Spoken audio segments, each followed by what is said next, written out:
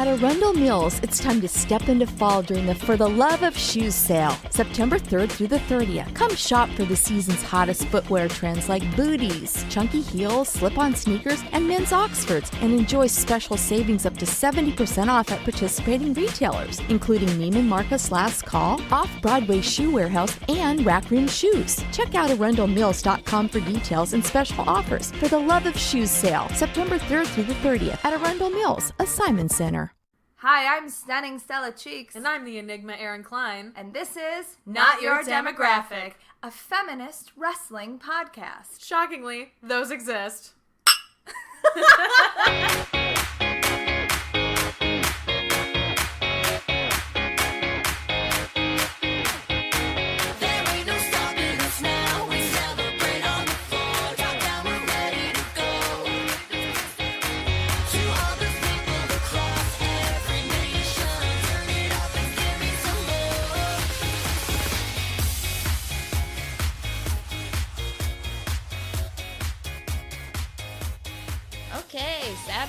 Saturday recording. Woo! So, if you are a regular listener, you know that we did not have a podcast on Thursday. Sorry. But we're releasing this, limited edition Sunday episode Woo! that we're recording on Saturday.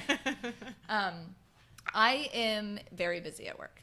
And Erin just started school, and the Plan 9 show is coming up, and I'm running another burlesque company, and we're really busy. It's the long and the short of it. September is a busy month. Yeah, it's a very busy month. So the next couple weeks, we're going to have content released, but it might just be a little wonky until October. Right.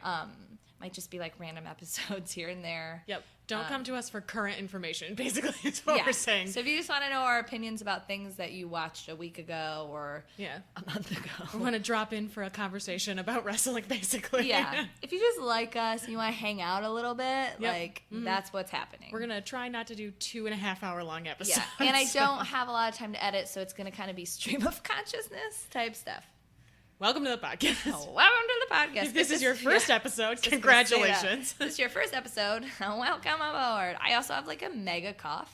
So if I sound like a scratchy monster, sorry. Yep. And I screamed my face off at the AEW show last night, so my voice sounds a little fucked up. How is the Hooligans versus Heidi and Kimber? Really fucking good. I was so upset to miss that. It was really, really good. I like the Hooligans. They're whatever. I like the Hooligans. I didn't like their manager, so I'm glad that he's not with them anymore. Yeah, and I like them in the ring. I just don't really care for those characters. Whatever. It's not a big deal. I don't know. I think it's funny that they wrestle in overalls, bare feet, and one of them has a giant pot leaf tattoo. Yeah, and they have a Spanx unitard underneath of their outfits to keep it all together. Funny. But yeah, they were facing Kimberly and Heidi Lovelace, and they introduced themselves as Team Lovely. Aw, it was adorable. It was a really, really good match too. They beat the shit out of each other. That's awesome. I might want to buy their on-demand thing just to see that match. Dude, I would. It was a fucking banana show. They kill it every month. I've never seen an injury at AAW, and there was one in the very first match. Prince Mustafa Ali got a concussion. Oh. He did this sick corkscrew dive over the top rope, and he was facing Rey Jorge, who's Dragon Azteca Jr. Yeah. So they were literally I 3 saw pictures minutes of it on Instagram. Yeah, they were 3 minutes into their match. It had just started. Oh no! And he hit this crazy corkscrew thing, and I don't think it's that Dragon Azteca didn't catch him. It's that his legs hit the guardrail because they're so fucking close to the apron, and then he cracked backwards and whacked his head on the cement. Yeah. Because fun fact, AEW doesn't have mats on the floor next to the ring. I was sitting next to Side Piece Mike wound up being able to come. He cool. I wondered if you had gone alone. I was looking at Instagram. I was I don't remember if Erin is there or not. Yes. I drove with Keith Campbell, Yo Soy Keith. I don't know if you are friends with him on Twitter. You should be. He's great. He lives in Phoenix, but was in town for work in Chicago, and he used to live here. So he was like, "Oh, I was supposed to ride with Side Piece Mike." And then he had to work, and he was like, I got too much money offered for this gig. I can't go to the AEW show. And I was like, duh, obviously go take this money. Freelance life. Yeah, that's your freelance life. And so I was talking to Keith about it on Twitter, and he was like, "Oh, you just don't have a ride? Pff, whatever, I'll take you. That's fine." And you were like, "Word." Yep. And so he and I were both working downtown on Friday, so we just met and drove in together. So I was with Keith and Chicago C. Rose, Courtney Rose, Nice. and her sister Haley, who I'd never met, who's adorable and also a huge Colt Cabana mark. Someone's music hit, and there was like 2 booms at the beginning of it, and she and I both were like, "Oh God!" But he wasn't there. He was with Ring of Honor, and we knew that. We were like, "He's definitely not here," and we both just like freaked out about it. But Side Piece Mike was sitting with me too. I don't remember where that story was going. Whatever, we'll move on. That's so funny. Was it about the concussion? Oh yeah. Side Piece Mike was sitting next to me because he wound up coming, and we were talking about this, and he was like, "I just want to bring like an armful of mats and set them out myself now. Like I'll just show up to the AEW shows and be like, don't these are mind me. donations. Don't I'm mind just me." gonna lie these down here so no one gets a concussion again." It was just bizarre. And then later, actually, you should just watch the show because there was like a reference to it later that like was really, really good. Oh yeah, I think I might just buy it. Yeah, you because just, I I would recommend so it. much time. It was really, really good. Chris Hero fought Phoenix in the like main event, and it was fucking bonkers. It was man, I can't so good. It was so good. And then Phoenix gave this fucking great speech in English, and I was like, I didn't know that you could speak this much English. You're I'm like, really, "Yes, thank you." This is amazing. And he talked about how much he loved Chris Hero and how he looked up to him and how this was his dream to come wrestle in America. And he was like, and this is just fucking awesome. That's and I was like awesome. crying. It was amazing. It was so great. I had this really funny moment. So I work in weddings, and I work with caterers a lot, and one of the companies we work with, one of the chefs is Mexican, and his sous chef was like just talking to him, and they used a Spanish word that I didn't know, and I was like, "Oh, what's that?" And then they told me, and then I was like, "Man, I really want to learn how to speak Spanish," because like everyone was speaking Spanish, and even like there was literally just like a Mexican chef, and then all the servers were like white, but a lot of them just knew how to speak Spanish, and it was cool. And then the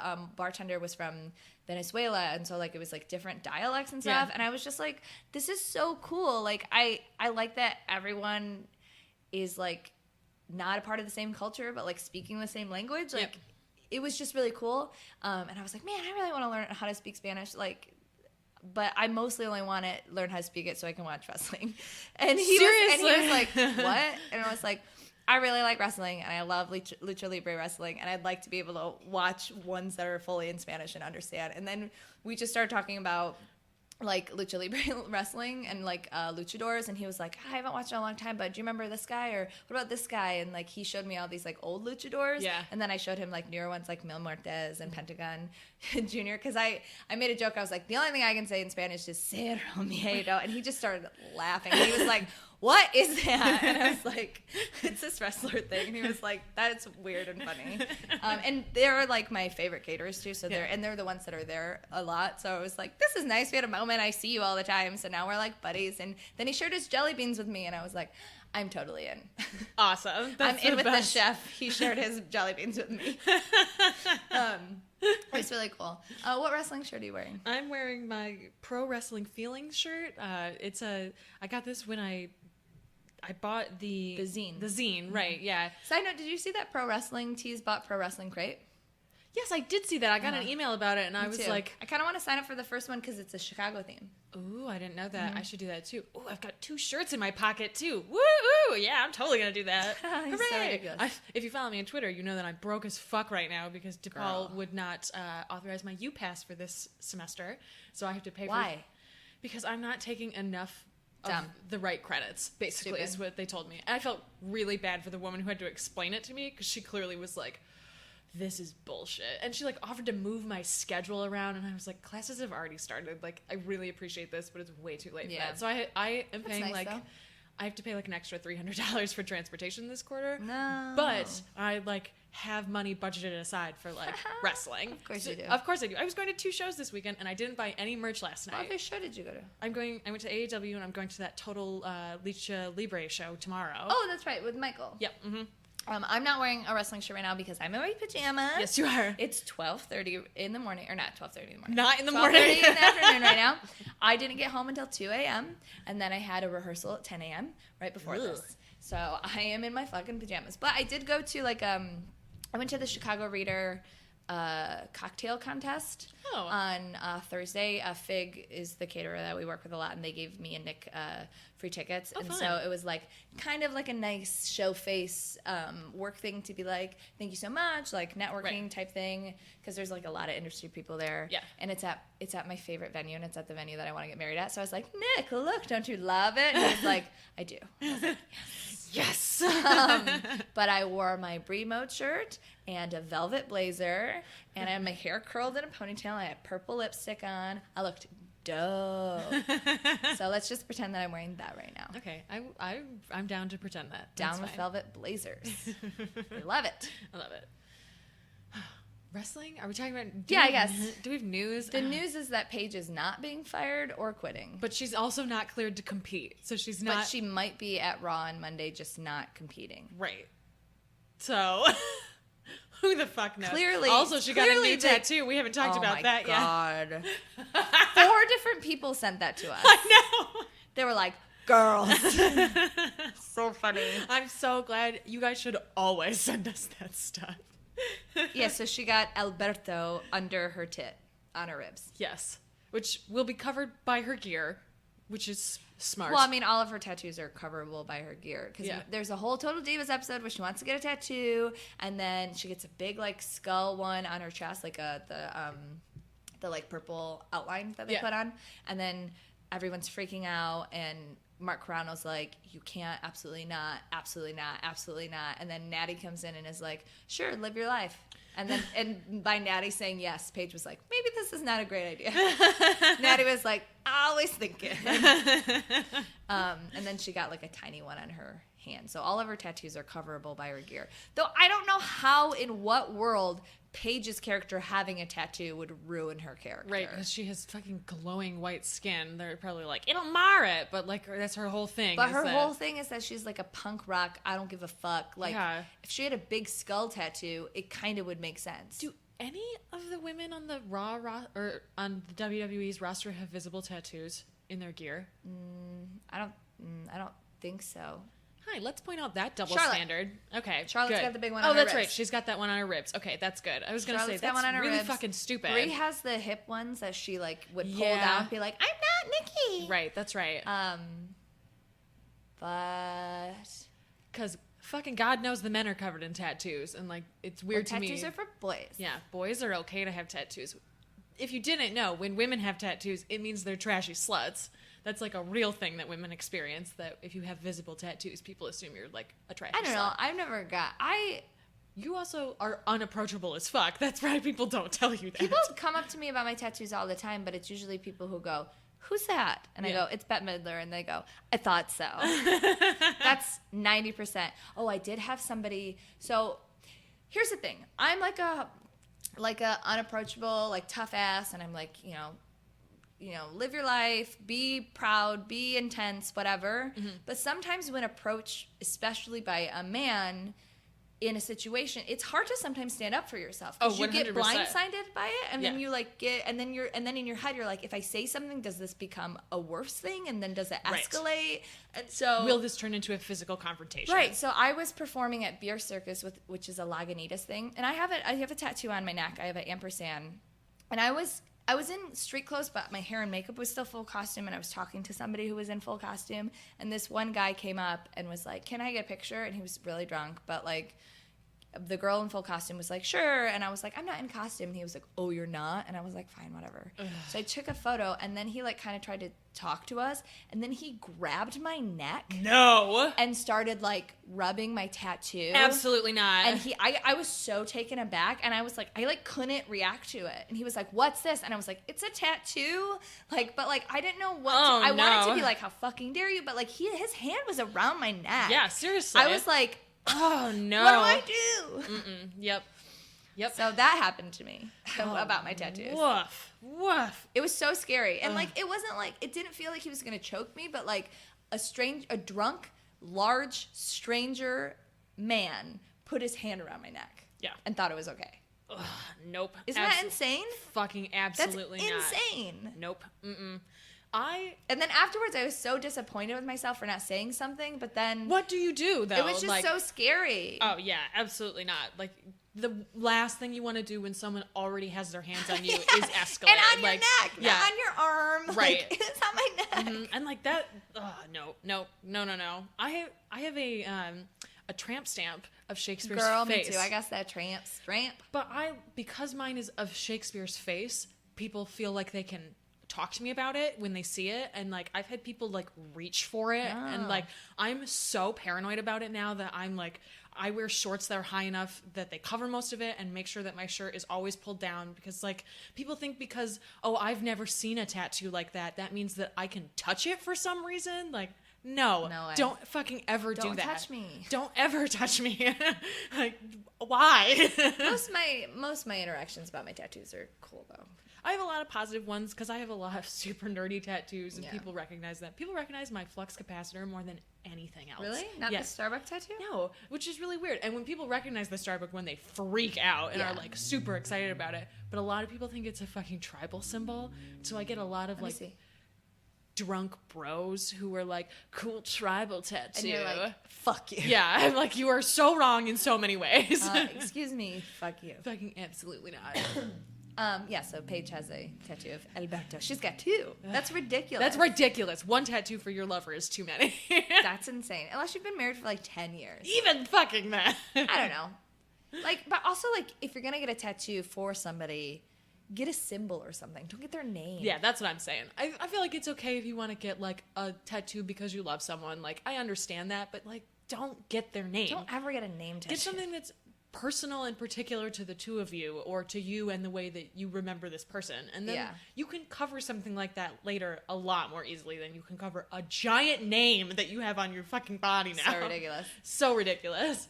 Other news, who cares? Other important thing that people sent us, thank you everyone, that the WWE is planning on putting on a women's tournament similar to the CWC. I had heard rumors about this a while ago, but hadn't been confirmed, so I didn't want to say anything, and we had talked about that a little bit. But I'm really excited that WWE is like, yep, this is probably happening. Segue, let's just talk about the Cruiserweight Classic. Okay, yeah. Called it. We totally called it. Totally called it. Suck Totally it, fucking nerds. called it. Yep. Ibushi didn't sign. Like, as soon as the first match Did you ended, cry? I cried. I When cried. when TJ Perkins was just in the ring and like all of the emotion was on him, I was just like I almost cried looking at his goddamn shoulder afterwards. It was destroyed. Oh, yeah. Just destroyed. Like, I figured out why I don't like Grand Metalik. Why? I acknowledge that he's a great wrestler, like obviously. The way his hair sticks out of the back of his neck bothers me, because that is like I don't like hair on the back of my neck, like, so that's just like a little thing, and every time I see it I like kind of like ugh. But the reason I don't like it, and this is gonna sound so pretentious, but like I think it goes back to being in theater school and doing mask work. I don't feel like he emotes character or anything while wearing the mask. I think that he does really great wrestling moves. I have no concept of his personality, of the story that he's doing. Yeah. Unless he's doing something physical, I get nothing from him, and that's why I don't like him. Yeah, I've heard that complaint about TJ Perkins too, that he has like no charisma. Although I would disagree. I would argue that he does have charisma. It's just that he's an irritating piece of shit, and that's It's like, like the it's whole like thing. it's like the young, cocky, like that makes sense to I me. think that TJ Perkins is going to be my Austin Aries. Like, honestly, he's gonna be your dirtbag. yeah, gonna be he's your my sexy dirtbag. I think. Yep. And everybody was really quick to tell me like, there's a bunch of talk that he said a bunch of like shitty MRA stuff. When those receipts show up, I will look at them and we will move forward from there. I know Austin Aries has said some dirty dirtbag stuff, and that's why I don't look at it, because I want to learn to separate the character Right? from the person. There was a really interesting discussion because of TJ Perkins during the CWC about like what is the line, and we've talked about this a lot. Like, what is the line of Physically putting your hands on somebody. yeah. AKA Bram. Yeah, but at the same time, like, Moose has a domestic violence accusation that we don't know whether or not that came to anything, and like at how long ago and at what point. That's true. Like, where's that line? And I think it's an interesting thing, and like I think stuff longer than 5 years ago gets a different lens put on it, or it should, because people can grow and have to like express remorse and stuff. But I don't know, it's an interesting thing to think about. Yeah, that's a fair point. I just Yeah, it's hard. It's hard to know what is the line. Yeah. I think it has to be a personal decision for everyone. Yeah, I agree. And like certain things hit certain people different ways, and like that's like with Ziggler, my line was the eating disorder stuff because it very personally affects me, and like Yeah, I have like a visceral reaction to him now. yeah. I like SmackDown a little bit more, except for I have a very visceral reaction to Dolph Ziggler, and I have a very visceral reaction to Daniel Bryan. Yeah. I really fucking hate Daniel Bryan, and like Yeah. I'm starting to get really annoyed by Shane too. Yeah, I've never really cared for Shane, and like I was happy when he came back because it's exciting and it was new and it was different. Right, and the theme song is just really good. Yeah, and like his character had been mostly well used for a while, but at the same time, like I don't know, there are things about Shane that have started to grate on me. But I know people feel the same way about Stephanie too, so that's another like.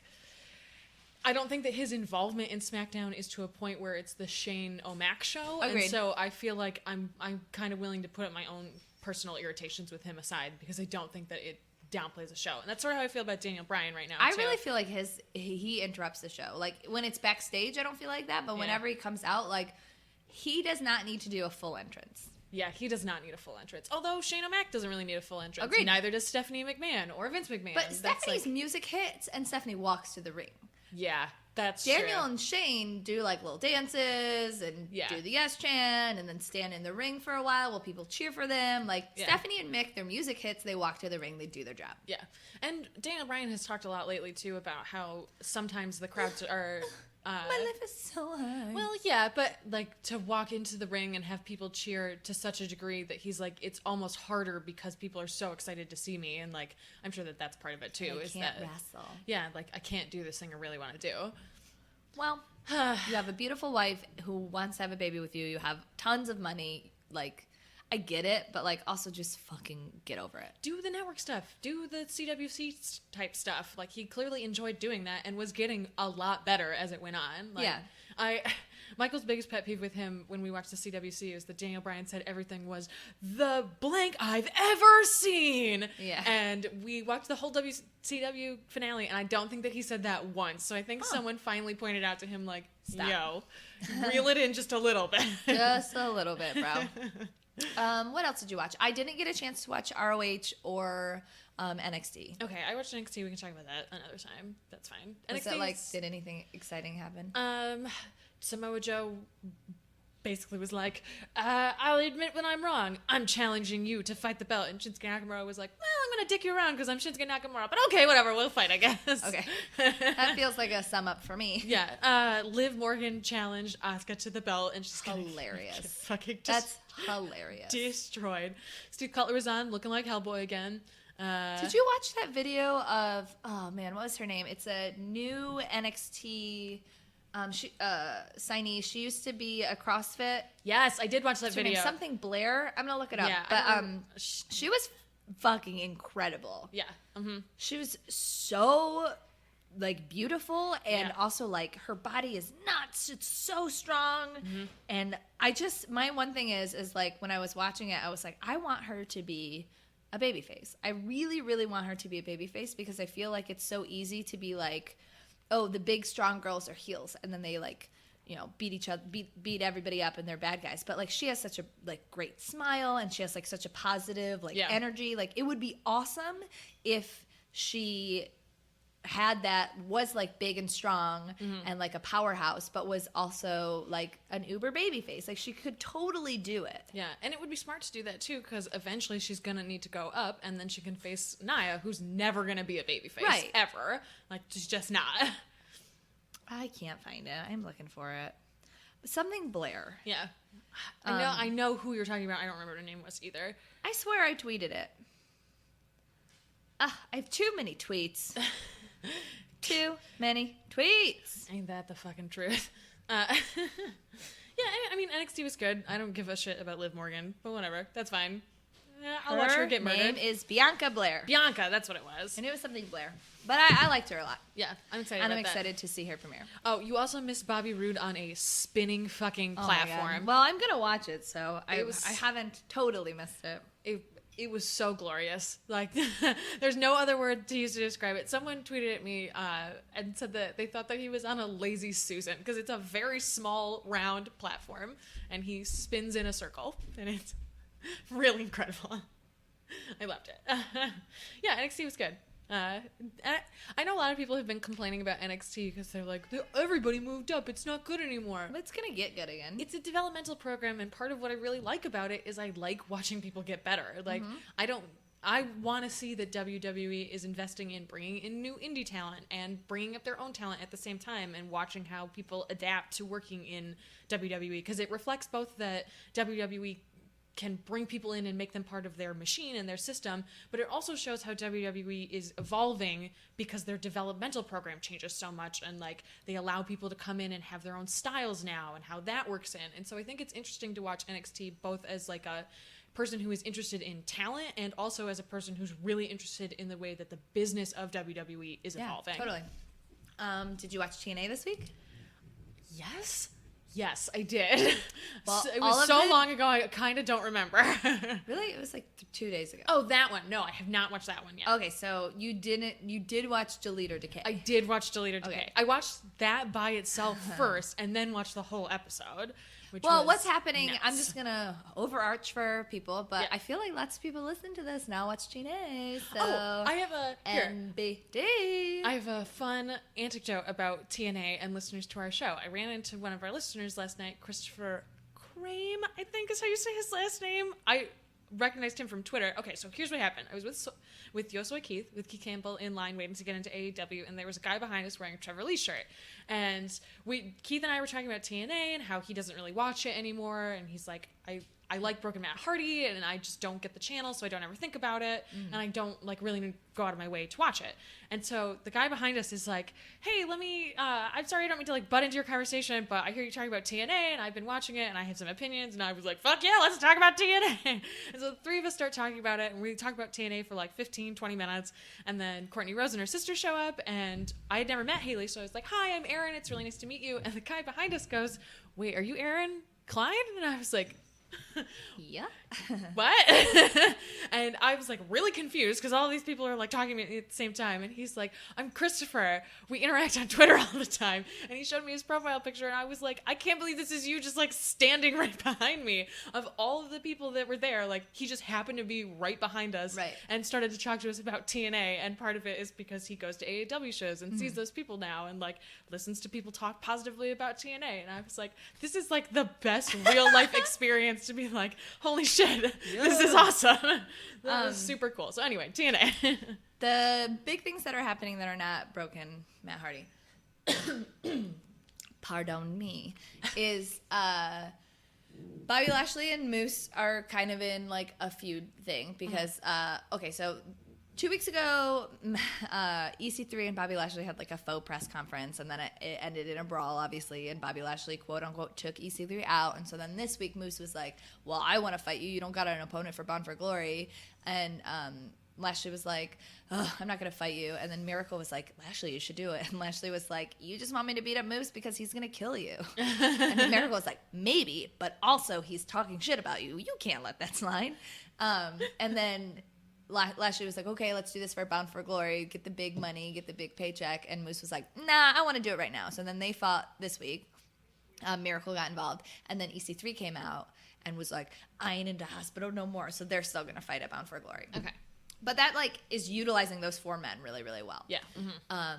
Knockouts. So Maria has the belt, right? And then last week, Dixie and Billy were like, it's a conflict of interest for you to be the leader of the Knockouts and have the belt, right? And then this week she was planning matches and stuff and was like, well, at Bound for Glory, I'm not going to defend, like whatever. And then Dixie was like, oh, sorry, remember when I said you aren't the leader of the Knockouts anymore? Sorry, you're defending at Bound for Glory, and tonight you're going to find out your opponent in a gauntlet match. And then, the thing that I missed before the Dixie thing. So, Maria was like, I'm going to have Gail Kim's induction ceremony tonight so I don't steal her thunder at Bound for Glory. And then she just had like a shitty, like she gave her a picture of Maria with the belt. She played a highlight reel of Gail's best stuff, but it was just Maria beating her up. And like she was just being really shitty.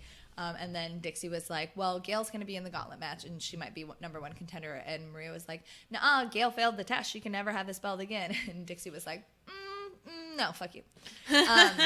And then Allie got introduced into the match, and then Maria wouldn't let her fight because they introduced Laura Van Ness. I don't know. She was not very good. But the whole crowd the entire night was cheering, Allie, Allie, Allie. So that's got to be imminent.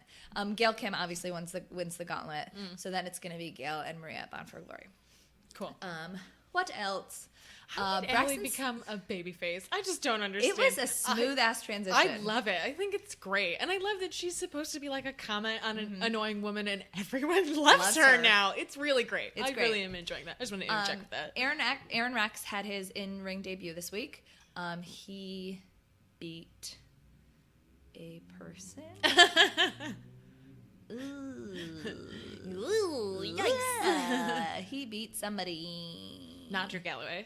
Nope, but they're going to fight. Yeah. I mean, they're all competing in this grand championship thing, and what it's going to end up being is Drew and Aaron Rex, I think. Yeah. Mm-hmm. That makes sense. There was a Mahabali Shira and Eddie Edwards match in this grand championship thing. Eddie Edwards obviously won. Yes. It was Trevor Lee. It was Trevor Lee versus Aaron Rex. I knew it was somebody.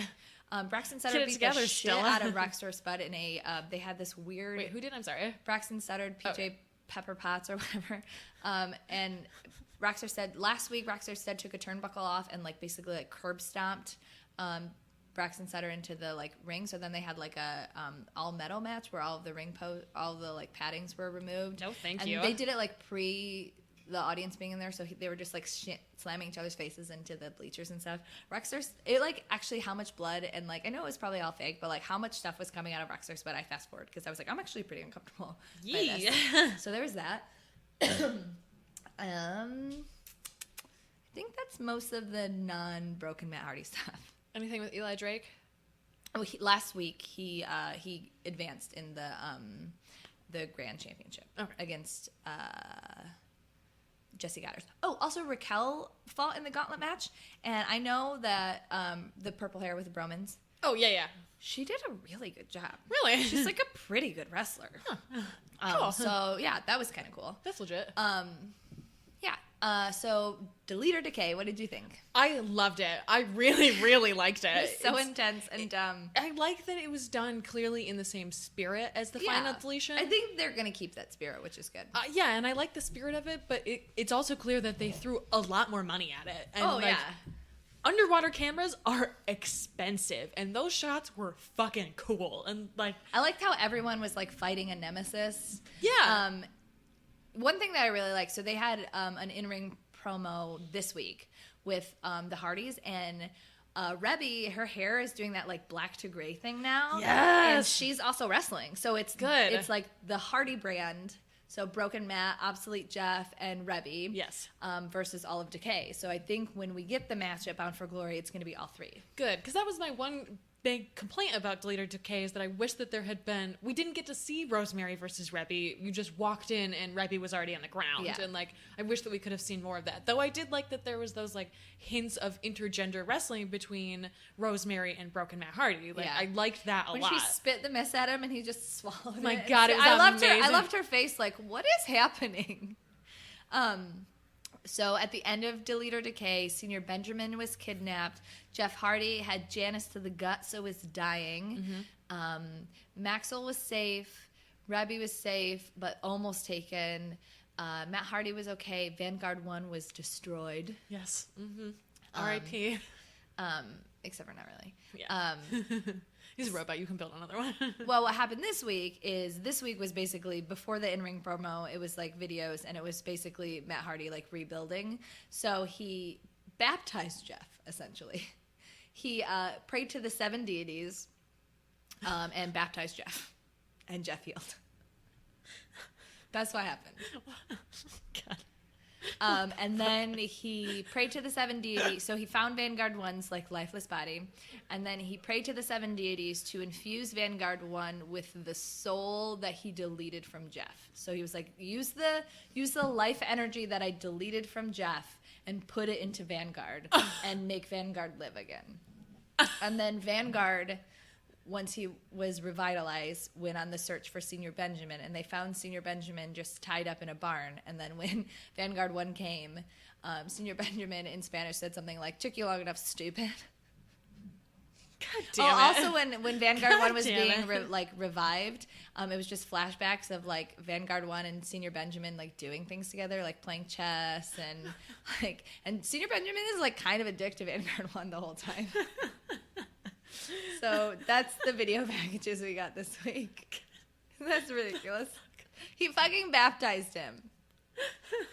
Like, legit. Oh my god, there's just it's so ridiculous. I will say, that Crazy Steve, Obsolete Jeff battle in the pool was cool. It was both very cool and also like really sad for a second. Like when Jeff is just like sitting there after with his like eyes white after like he thinks he like killed Steve. And Crazy Steve was just like face down floating in the pool, like, and that sad ass music was playing. Like that was like a really moving moment. Why was Abyss in a suit for a second when he was like, "Hey, I'm a big fan, Senior Benjamin," and he was like in a suit? He said that his brother Chris, Abyss, that's what the connection was. I think that it was because Jeff came out dressed as Willow from the lake, and so Abyss came out stripped of his character from the lake. Oh, okay. It was just really weird.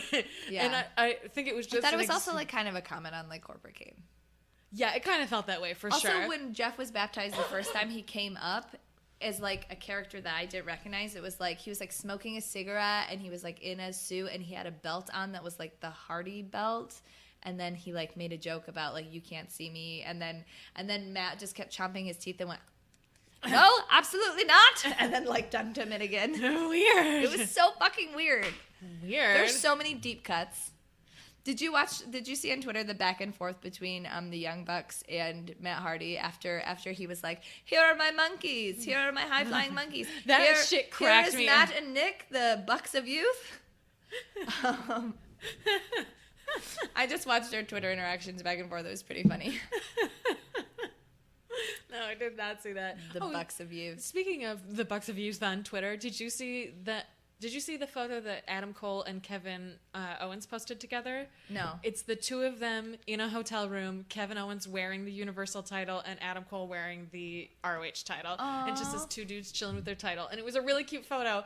And one of the Young Bucks tweeted at them, "We're under the bed." And then someone photoshopped Nick and Matt sticking their heads out from underneath Adam and Kevin's bed. And it was fucking adorable. I can't imagine that WWE would be like okay with that photo.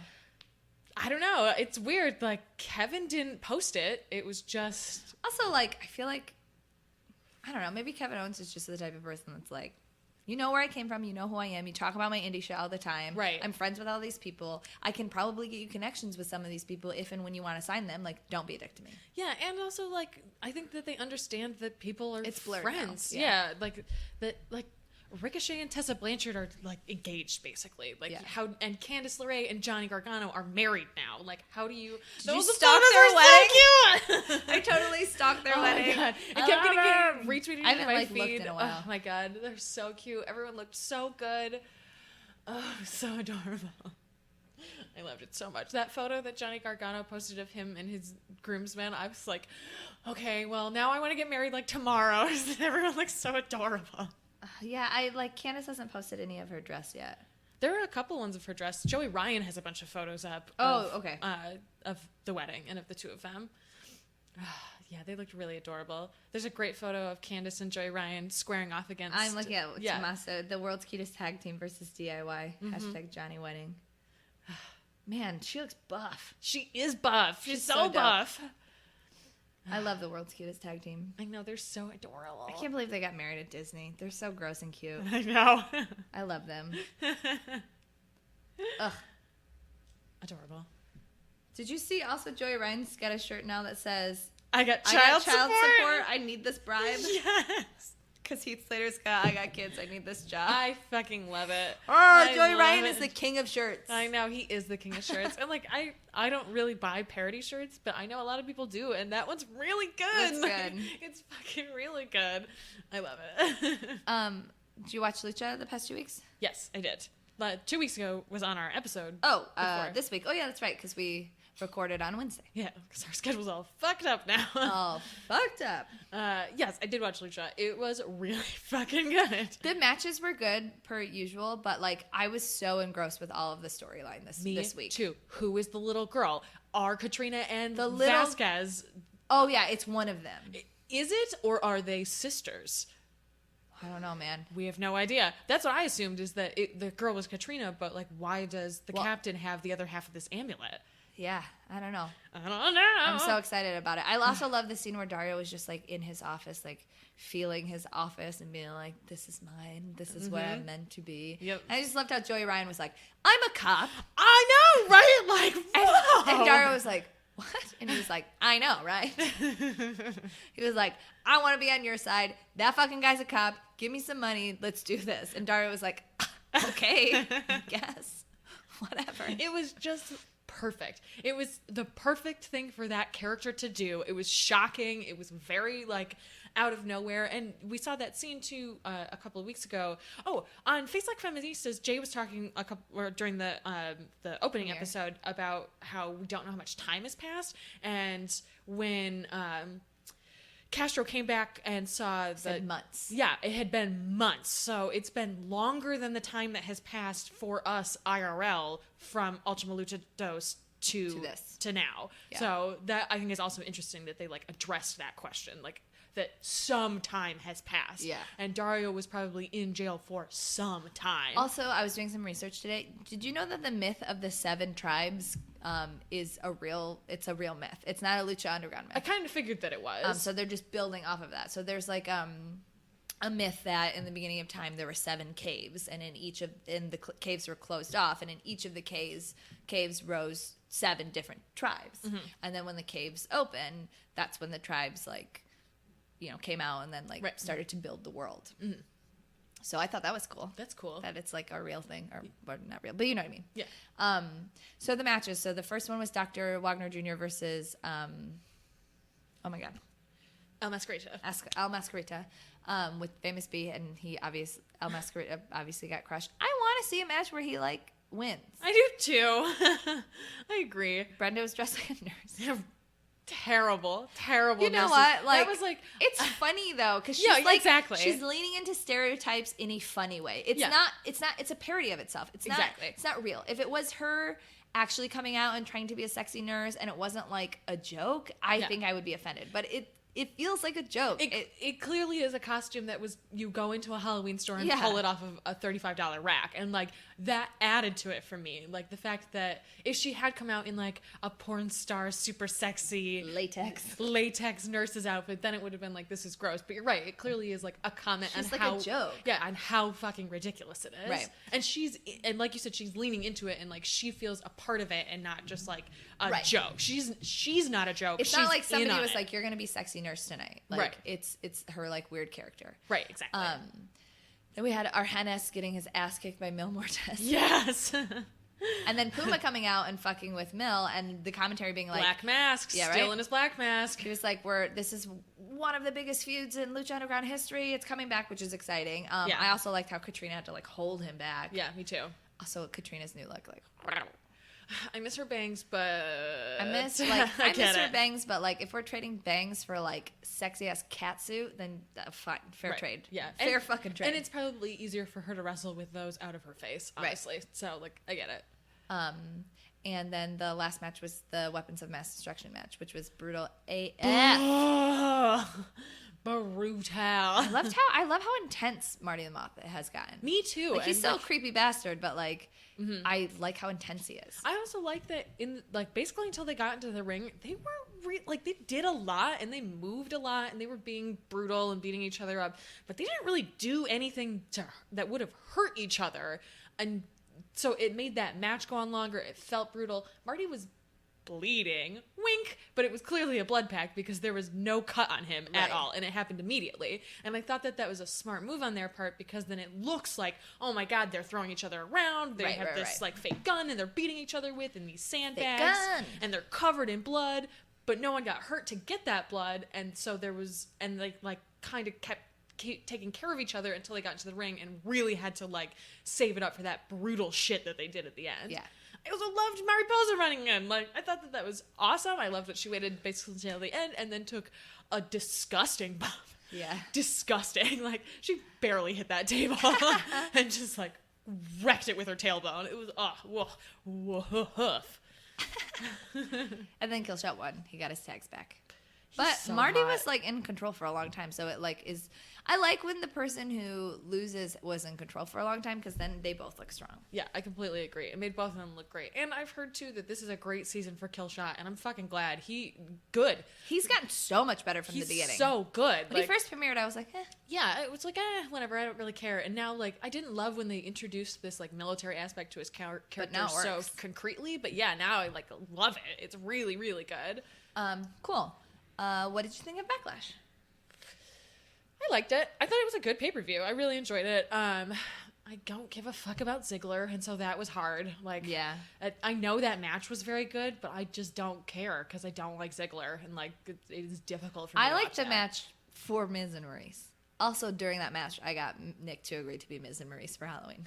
Yeah, that's true. You did do that. Mm-hmm. And I like the intensity of Miz right now. Yeah, and like it was a very classic intercontinental title fight where like it was two technical wrestlers who like worked and like really put in the effort, and then it ended in a dirty heel manager finish with shit to the eyes. Like, fucking God, good. she looked great. I'm loosely basing my my Halloween costume off of that one because I was like, I want to wear that. Yeah, seriously. And I also kind of like too that it I'm seems just gonna like buy Miz a Matrix jacket or Nick a Matrix jacket, and then just put some shit on it and be like, "This is your costume." that's all you need. That's so Here, easy. you already have the sunglasses. I'm gonna buy you a toy intercontinental belt. Yeah, done. That's all you need. I like that they're building up to this like contract dispute with Miz now too, because I feel like what's going to happen is that he's eventually going to lose this title And then go to Raw. probably to Ziggler, because we're going to see this bullshit match again, but he'll probably lose it to Ziggler. So I and then don't go to know, Raw. man. Miz has fought a bunch of people where we were like, he's definitely gonna drop it. He's definitely gonna drop it. Like, I don't know. Well, that's why I feel like it's going to be contract related, because they've been like really doing that heavy, and then now they've set this precedent that if your contract expires, you can move to the other show with Jack Swagger. So like, whatever. Way to try and make him feel relevant. Seriously. Oh, man, that I hated that fucking Jinder Mahal, Jack Swagger 9/11 bullshit. It was offensive. It was super just offensive. It was just straight up offensive. We the People is an offensive gimmick. It is. It really is an offensive gimmick, and like you can't make We the People babyface. No. It's super offensive. yeah, it's John Cena is a patriot and a babyface, and it's different than this like in-group, out-group. John Cena gross. also made one of the most inclusive, like, America's diverse videos They said ever. the word transgender on the WWE network because they played that commercial during NXT, and I was just like, I cannot believe that they're playing this right now. Like, it was amazing. Like, I legit started to cry again because I cry every time I see that commercial. I mean, for me, obviously, what stole the show at Backlash was that fucking ladies match. Yeah, it was fucking They really fucking killed fucking it. They good. had like 25 minutes. I liked the finish. Becky winning. Oh my God, thank God. So happy. I was so happy Set up a about bunch it. of storylines. There was, everyone like nailed all of their moves. There was only one move that was kind of weird with the Natty and Naomi on the ropes. Yeah. But They're trying new stuff. again, our philosophy, especially with the women, because they don't get to, historically, they don't get to do a lot of this type of stuff. I like that they try new shit. Yeah, I agree. I And completely agree. if that's the one moment that, like, who cares? Everything else looked fucking dope. Yeah, I agree. And I like, too, that it set up all of these storylines, and, like, Eva's going to come back at some point. I feel like we're going to get Eva versus Naomi, because I don't think they'll do a Naomi-Natty thing, because they've already done that so many times, Yeah. and, like, they want it to be fresh and new, whatever. So, also, I heard that Emma is back at house shows. Yeah. I don't know what roster she's going to be on. Well, she was tweeting at Raw, so I feel like Okay. Raw. All right, that makes sense. Which makes sense. Yeah, because then they'll have stuff with her and Dana. Yeah. I wonder if Dana will turn on Charlotte and then go back with Emma, and then they'll be like a weird little heel group themselves and then turn on each other eventually. Yeah, they were better together. I agree. Like, I think Dana has been good with Charlotte, and both of them have grown a lot in the time that they've been paired together, but I think that Emma and Dana are a better pairing. Agreed. Anyway, Backlash. AJ versus Dean was incredible, too. I just want to, like, throw that out there. But yes, the women's match was really, really good. I was very, very pleased with it. And I fucking Heath Slater won the belt. Oh my God. Awesome. Also, Luann's getting a tongue. I love the Usos as heels. I never thought I would love the Usos. The Usos as heels is like a comedy act to me. They are like an 8-year-old's idea of what a bad guy looks like. Yeah, I heard them described as Team Grand Theft Auto, and that's I just can't with the Usos. I like them much better as bad guys. I like them without the paint. I don't care about them at all. I like that they don't do the haka anymore, and I like that they wear. It's easy to tell them apart because Jimmy wears the shirt. Like Jimmy wears the shirt. Jimmy has more letters in his name one and of them wears has a more top clothes. grill and one of them has a bottom grill. Right? Like, it's ridiculous. Just bought one set of grills and split them up. Hashtag twins. Yeah, that's my new like balderdash thing is Jimmy has more letters in his name and he wears more clothes. So that's how you can tell them apart. Nice. And they have been consistent that Jimmy has been the one wearing the shirt. So I hope that With clothing. Yeah, I hope that they continue to stick to that. Because they don't pay their faces anymore, so you can't tell them apart. Can't tell them apart. It was hard to tell them apart anyways. Yeah, it was impossible. Well, how do you think Raw's been? I think it's been like 50%. I mean, I've enjoyed it. It's Raw. It's 3 hours long, which is long. It's too long. I think once they add the Cruiserweight division, it will help a lot.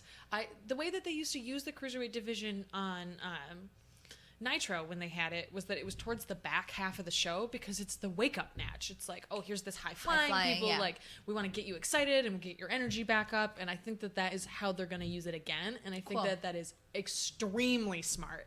Like, have this break from this other main roster action before you get to your main event stuff and have people like up and ready. But then you know that like those people are going to be separate a lot because the Cruiserweight division is probably going to be contained within itself for a minute. And it should be because they kind of have to, they have to establish their presence with a non-network audience. And so they kind of have to like redo all of this stuff as a like solitary division. So I think that that's a smart way to put them into it.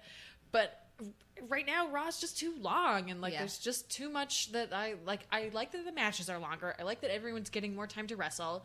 I think Mick Foley's doing a great job. I do too. Him and like going back and forth with Seth Rollins. Oh my God. When he was like, I asked you one thing. We're going to have a talk. Now we're going to have a talk. And I was like, oh, we're going to have a talk? Whoa, yeah. Whoa. I was like, oh no. Your parents only say we're going to have a talk when they're very angry with you. Or like your significant other only says we're going to have a talk if they're really angry with you. So I'm really curious to see what happens with that. Like there's clearly going to be some kind of consequence, but what is it going to be? Also, I swear to fucking God, if they don't announce that this is a triple threat match between the women, I'm going to freak out because that was a double pin. It was clearly a double pin between Sasha and Bayley. Like, I've watched it twice. I can't. It was a fun match. It was a great match. It was so fun. I really, really enjoyed it, but it really got ruined for me at the end because I didn't even see Bayley's shoulders get pinned because all I could see was Sasha being pinned. And I've watched it twice and it's like... It's a double pin. It is clearly a double pin. And clearly Bayley's going to come out and be like, I talked to Mick Foley and this is going to be a triple threat match now. Hooray! And then Bayley will probably win the belt and then Sasha will turn heel. Into it. I'm super into it. But I was so annoyed that they didn't immediately address it that it really soured me on that match.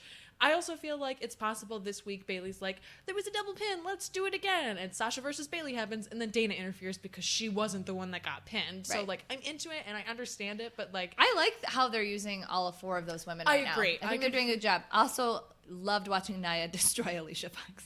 Threw her like trash against that fucking barricade. Like, holy crap. Like, you hit somebody twice, that's one thing. But she swung her into the barricade a 3rd time. It was just like, no, bitch.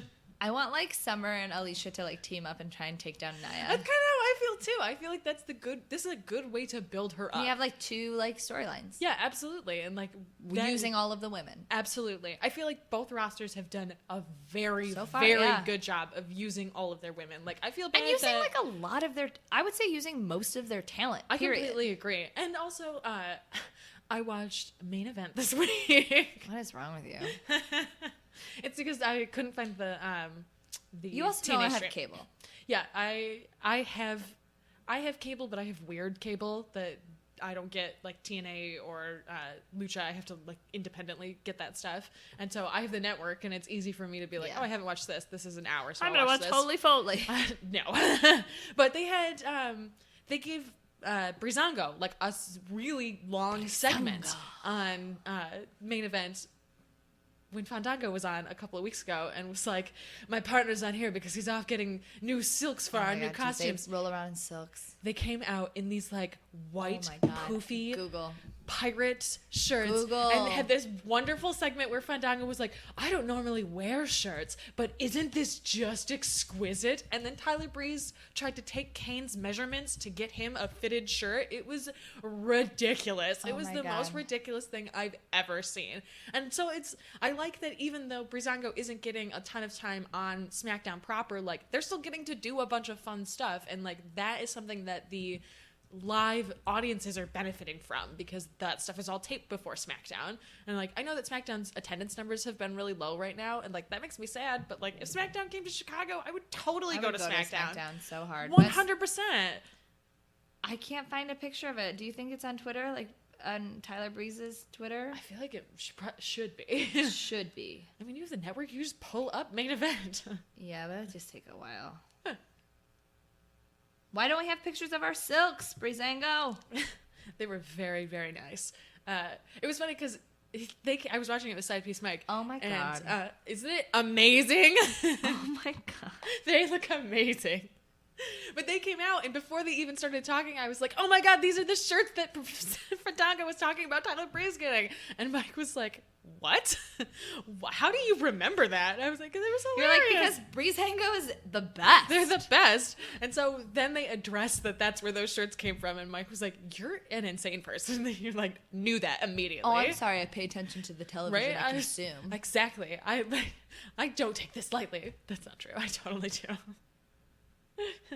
Sorry, now I get distracted by the internet. It happens so easily. So easily. How do you feel about SmackDown and Backlash as a package now that we've seen both of them? I thought it was fun. I had a good time watching it. I feel really bad for Bray Wyatt. Yeah. Who the fuck loses to Kane in 2016? LOL. Bye, Bray Wyatt. Oh my God, I just don't understand. Bo Dallas is winning, and Bray Wyatt is losing. Just put it in perspective. What did he do? Who did he piss off? Like, how? I honestly think that they're under the impression that his wins and loses don't matter. Why? Everybody else's do? I just like don't understand it at all. I think that they think that, and I don't know why. Yeah. If he doesn't beat Randy Orton at the next pay-per-view, like... Well, we've been saying that for almost a year. If Bray doesn't beat X, then. I honestly cannot remember the last time Bray Wyatt won a match, period. Neither could I. I'm sure he's won a couple throwaway matches, but I can't even name one. Yeah. I can't remember the last time he won on a pay-per-view. I think it's been like almost 2 years. I think Bray Wyatt hasn't won on a pay-per-view since his feud with Dean. I think that's for real. Man, that's fucking nuts. Why? I just don't get it. Hashtag fuck Bray Wyatt. Well, I also feel like we keep saying, like, if Bray loses, then... But that's what has happened. We've gotten to that and then point where, like, nobody gives a fuck about Bray Wyatt because he doesn't matter. And I feel like if he loses to Randy Orton, that's kind of the final nail. Like, really? To this 15-year veteran? Like, Bray can't even get out a win to build himself up against him? Like, that should be Randy Orton's purpose, is to get people over at this point. And to just bury Bray underneath him, that would be, like, for me, that's like, okay, I will never have faith that he can win again if he loses against Randy. Like, it's just, there is no reason to have him lose. Like, Randy is the legend killer, but Bray should beat the legend killer. Bray's a god. Yeah, Bray's a god. He's the monster. He's the new face of fear. Like, if he can't beat the legend killer, like, just go drown yourself in an aquarium. Right? Like, release him. Just release him. If you don't know what to do with him, it just is so bizarre. Yeah. I am very happy that Alexa is number one contender. Me I love that too. we're just doing like WWE salad right now. Who cares? I feel like we should just do that from from now on. It'd they're be easier than separating them. Yeah. Fuck it. It's a salad. Yeah, and they're like all connected. Like, Also, like, why do we have to talk about every match? Just only talk about the ones we care about. I don't want to talk about the Shining Stars ever. Hard pass.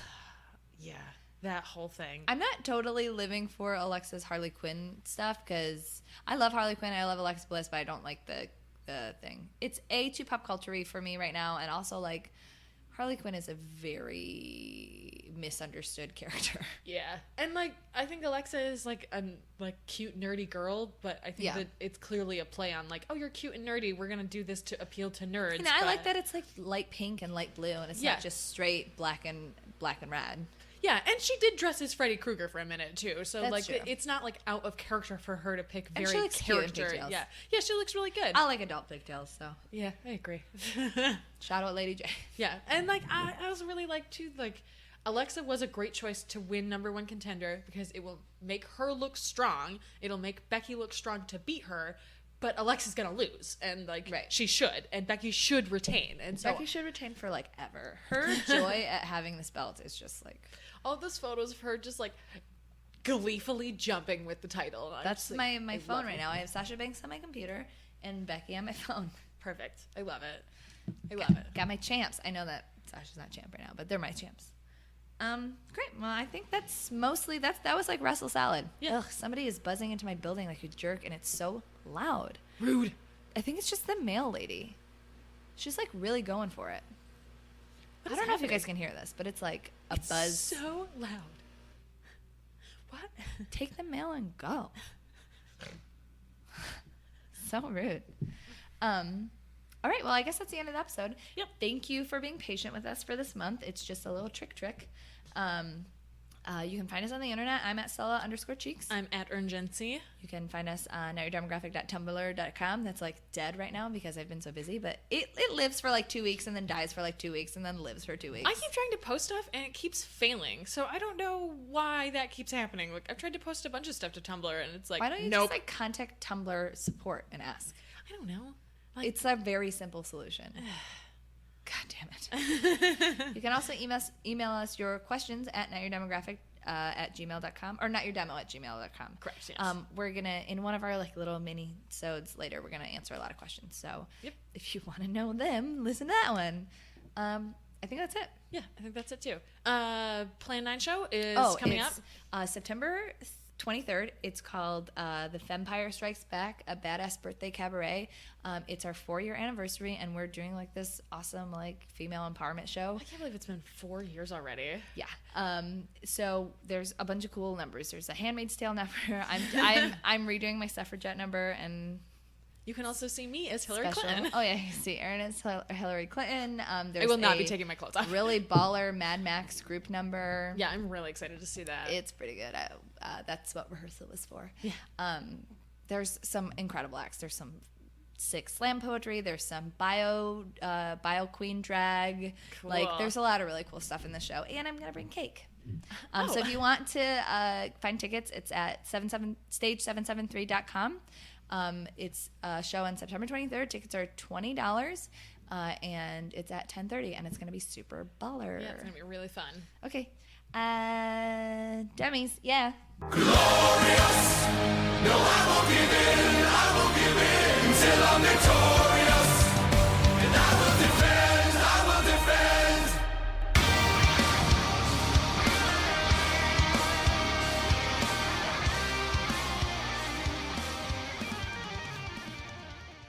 At Arundel Mills, it's time to step into fall during the For the Love of Shoes sale, September 3rd through the 30th. Come shop for the season's hottest footwear trends like booties, chunky heels, slip-on sneakers, and men's Oxfords, and enjoy special savings up to 70% off at participating retailers, including Neiman Marcus Last Call, Off-Broadway Shoe Warehouse, and Rack Room Shoes. Check out arundelmills.com for details and special offers for the Love of Shoes sale, September 3rd through the 30th at Arundel Mills, a Simon Center. At Arundel Mills, it's time to step into fall during the For the Love of Shoes sale, September 3rd through the 30th. Come shop for the season's hottest footwear trends like booties, chunky heels, slip-on sneakers, and men's Oxfords, and enjoy special savings up to 70% off at participating retailers, including Neiman Marcus Last Call, Off-Broadway Shoe Warehouse, and Rack Room Shoes. Check out arundelmills.com for details and special offers for the Love of Shoes sale, September 3rd through the 30th at Arundel Mills, a Simon Center.